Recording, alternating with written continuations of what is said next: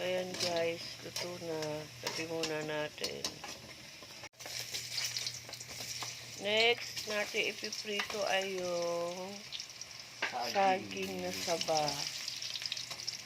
So, prito natin yan guys. Tayo natin maluto ulit. So, ayan guys, luto na. Hanguin ulit natin.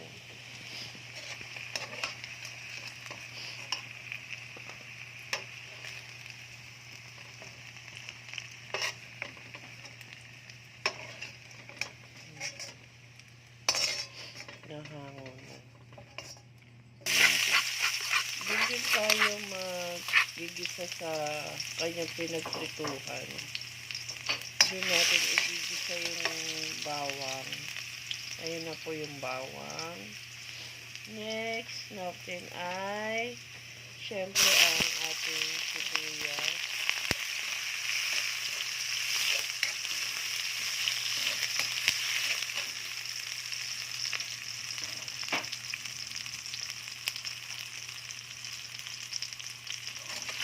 Ano po susunod natin?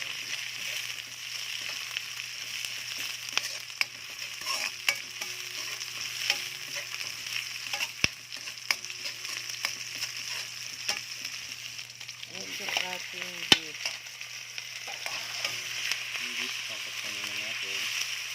Isasangkot siya natin guys. Yung beef. Peppercorn.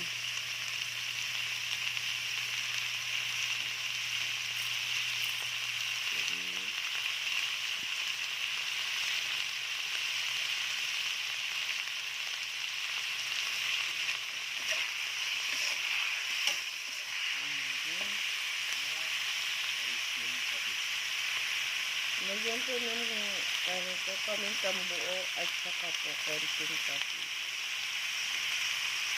Ang palasa natin yan. Dugdug na lang tayo mamaya pagka maluluto na.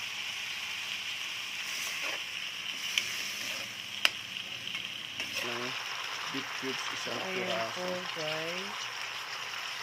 Isa. Tapos nilagyan po ng beef cubes. Ang palasa. Pampalasa at saka Tomato paste. tomato paste guys.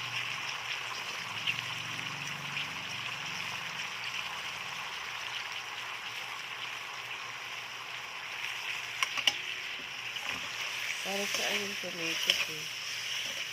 Ang maganda sa bawl niya. Sasabawan natin ito.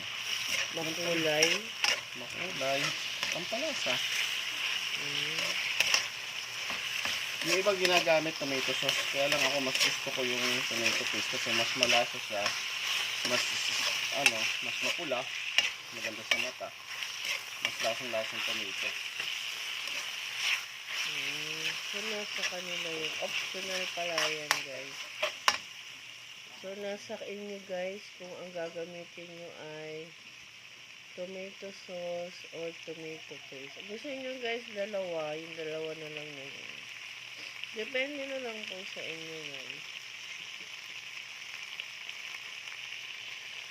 So, lagyan na siya ng tubig para sa sabaw.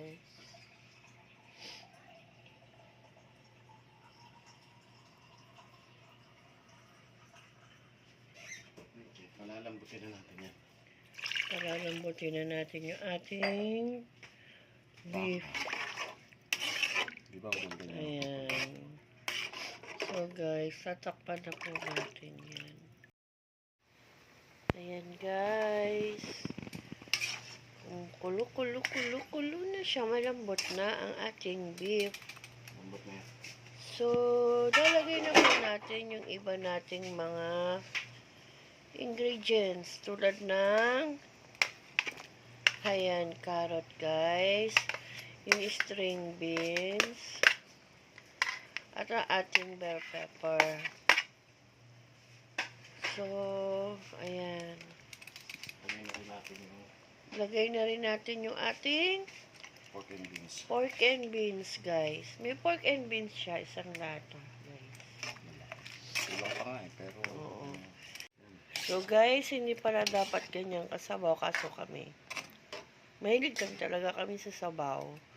So, dapat yung, ano lang, yung medyo masos siya ng konti. Yan, guys.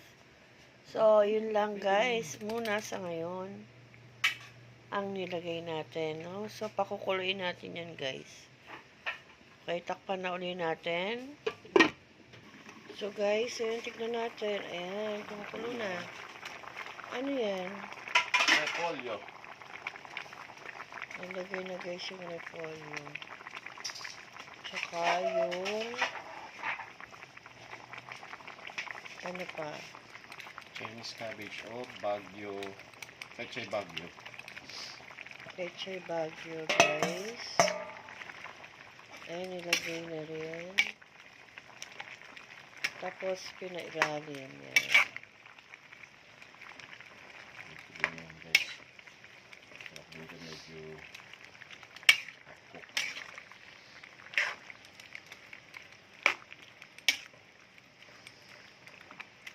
So, ayan guys. So, ilalagay na natin yung iba nating gulay. Titirang ano natin ay So, yan na yung last batch ng gulay.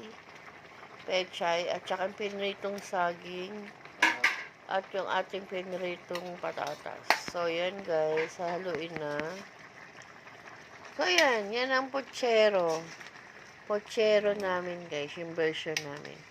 So, pagkakulo niyan at ano, luto na po. Yan na po yun. Tignan natin ng maluto yung huling nilagay na pechay at pwede nga. So, salt and pepper na lang po yan. So, yun guys. Another set of menu na natin yan ngayon. Menu for today, pochero guys. Sakto lang pala yung ano. Yung sabaw. Ganyan talaga sabaw. Okay. Sige guys, maraming salamat sa watching nyo sa amin. Please like, share, and subscribe po. Maraming salamat. See you next vlog guys. Bye! Ano yan? Nainit lang natin ng gusto. Sobrang init ng kawali guys. Para hindi dumikit. Nagluluto po kami ng ano yan? Pochero. Beef pochero. Beef pochero, guys.